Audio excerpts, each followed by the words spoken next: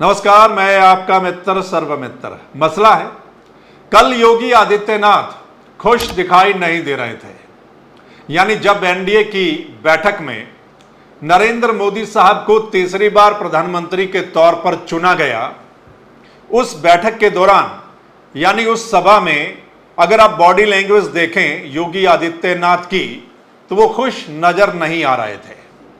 दूसरा, क्या तीसरी बार प्रधानमंत्री बनने जा रहे नरेंद्र मोदी योगी आदित्यनाथ से नाराज हो गए हैं? किस बात को लेकर, इस पर चर्चा करेंगे। और तीसरा, क्या अरविंद केजरीवाल की भविष्यवाणी सच साबित हो जाएगी, जो उन्होंने कहा था कि अगर तीसरी बार नरेंद्र मोदी प्रधानमंत्री बनेंगे तो अगले 2 महीने में ही योगी आदित्यनाथ को मुख्यमंत्री के पद से हटा दिया जाएगा। चलिए इस पर बात करेंगे।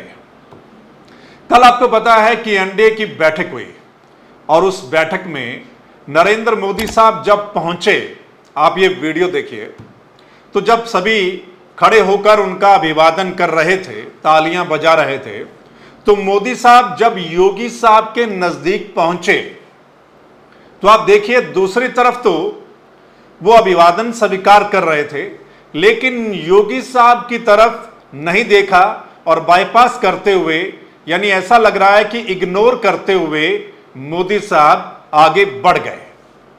और वहीं आप योगी साहब की बॉडी लैंग्वेज देख सकते हैं।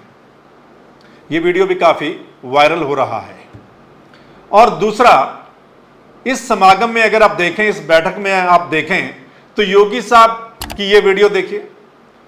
इस वीडियो में भी योगी साहब की आप बॉडी लैंग्वेज देख सकते हैं, हाव भाव देख सकते हैं, और आपको नजर आएगा कि जैसे योगी जी खुश नहीं लग रहे हैं, खुश नजर नहीं आ रहे हैं। तो क्या मोदी साहब योगी साहब से नाराज हो गए हैं? किस बात को लेकर नाराज हो गए हैं?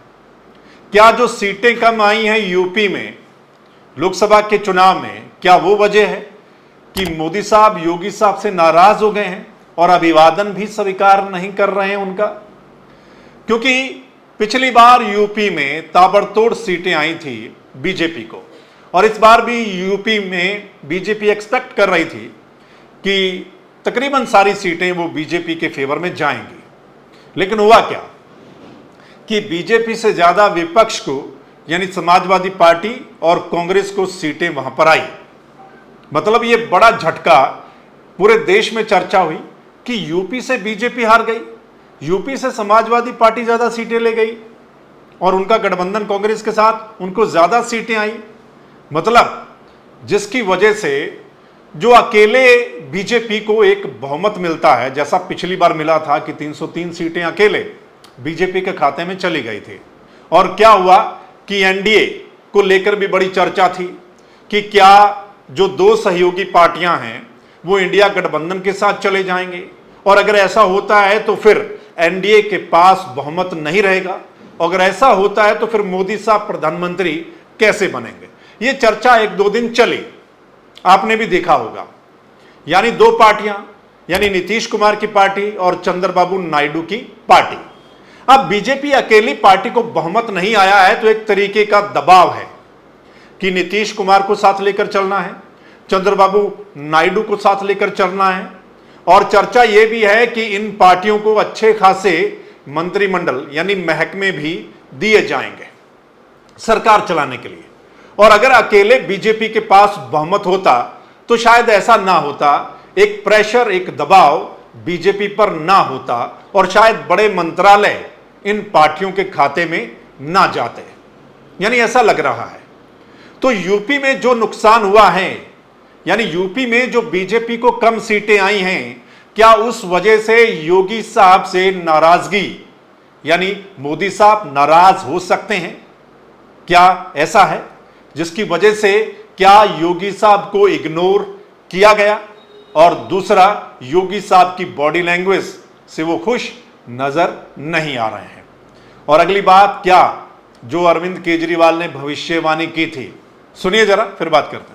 एक ही नेता बचा है, योगी आदित्यनाथ। 2 महीने के अंदर उसको हटाने जा रहे हैं। योगी आदित्यनाथ अब उत्तर प्रदेश के सीएम नहीं रहेंगे। जब मैंने ऐसा बोला एक भी नेता योगी जी के समर्थन में नहीं आया, बीजेपी के किसी ने नहीं कहा कि नहीं हटा रहे। इसका मतलब हटा रहे हैं, इसका मतलब हटा रहे हैं, साबित हो गया कि हटा रहे हैं। कल मैंने देखा योगी जी मेरे को गालियां दे रहे थे, मैं उनको कहना चाहता हूं, मैं तो आप ही के लिए बोल रहा हूं, मेरे को गाली देने से क्या होगा, अपने वालों को सलट लो, अपनी बीजेपी को सलट लो। दोस्तों एक एक करके ये सारे नेताओं को खत्म कर रहे हैं। आज तक मैंने जितनी पॉलिटिकल भविष्यवाणी की है सर, तो अरविंद केजरीवाल ने इस चुनाव में कई जनसभा में ऐसा बोला है कि बीजेपी ने यानी नरेंद्र मोदी ने और अमित शाह ने अपनी पार्टी के कई नेताओं को निपटा दिया है और अब अगला नंबर योगी साहब का है। और अगर तीसरी बार मोदी साहब प्रधानमंत्री बनते हैं तो बनने के 2 महीने के अंदर ही यानी योगी आदित्यनाथ को कुर्सी से उतार दिया जाएगा, यूपी की कुर्सी से। मतलब क्या यह भविष्यवाणी सच साबित होगी?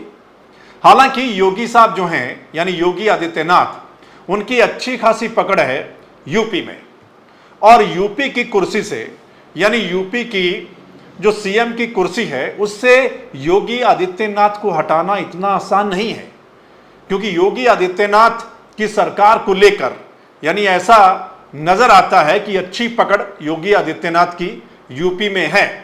यानी ऐसा अभी तो नहीं लग रहा है कि योगी आदित्यनाथ को मतलब ऐसे कुर्सी से हटा दिया जाएगा, लेकिन ये राजनीति है और राजनीति में कभी भी कुछ भी हो सकता है। और क्या सीटें कम आने की वजह से क्या ऐसा हो जाएगा कि योगी आदित्यनाथ को कुर्सी से हटा दिया जाएगा? ये खैर आगे पता चलेगा कि क्या कुछ होता है। वहीं आपने इस बैठक में एक बात और देखी होगी कि नीतीश कुमार काफी हवा में दिखाई दे रहे थे। और आप ये वीडियो देखिए कि जब शिवराज सिंह चौहान नीतीश कुमार के पास पहुंचते हैं हाथ मिलाने के लिए, वो कई बार कोशिश करते हैं, नीतीश कुमार आगे से हाथ नहीं मिलाते हैं। ये वीडियो आप देखिए, मतलब कमाल है। नीतीश कुमार शिवराज सिंह चौहान से हाथ भी नहीं मिला रहे हैं, यानी ऐसा लग रहा है कि नीतीश कुमार काफी हवा में दिखाई दे रहे हैं। अब हवा में तो होंगे क्योंकि उनकी जरूरत है बीजेपी को सरकार चलाने के लिए, और उनके बारे में बड़ी चर्चा होती है कि वो उनकी एक छवि बन गई है कि वो कभी भी पलटी मार सकते हैं। और 1-2 दिन बड़ी चर्चा चली कि वो पलटी मार सकते हैं, यानी वो इंडिया गठबंधन के साथ जा सकते हैं। तो एक प्रेशर है बीजेपी पर, कहीं वो पलटी मार ना जाए। अब वो बीजेपी के साथ हैं तो एक तरीके का बीजेपी पर प्रेशर, और नीतीश कुमार हवा में नजर आ रहे हैं। और क्या यही वजह है कि नीतीश कुमार अब किसी को कुछ समझ नहीं रहे हैं? यानी मध्य प्रदेश जहां से तमाम सीटें बीजेपी के खाते में गई, वहां से शिवराज सिंह चौहान आते हैं, वहां के कई बार मुख्यमंत्री रहे हैं, उसके बावजूद भी नीतीश कुमार उनसे हाथ नहीं मिला रहे हैं। तो इसका मतलब क्या है? सो दोस्तों, ये 2 मसले, एक तो योगी आदित्यनाथ खुश नजर नहीं आ रहे थे, उनकी बॉडी लैंग्वेज आप देखिए, और मोदी साहब उनको बाईपास करके एक तरीके से इग्नोर करके आगे बढ़ जाते हैं। एक तो ये, और क्या अरविंद केजरीवाल की भविष्यवाणी सच साबित होगी इस पे? और दूसरा जो नीतीश कुमार हाथ नहीं मिला रहे हैं, आपको क्या लगता है? जरूर कमेंट करके इस वीडियो के नीचे आप अपनी राय दीजिएगा, और अगर आप शेयर करेंगे तो तमाम लोग इस पर अपनी राय दे पाएंगे। और अगर ये चर्चा आपको ठीक लगी तो आप चैनल द मसला को लाइक, फॉलो, सब्सक्राइब कर लीजिएगा। चलिए फिर मिलते हैं अगले मसले के साथ, अगली चर्चा के साथ। तब तक के लिए नमस्कार, आदाब, सत श्री अकाल, राम राम।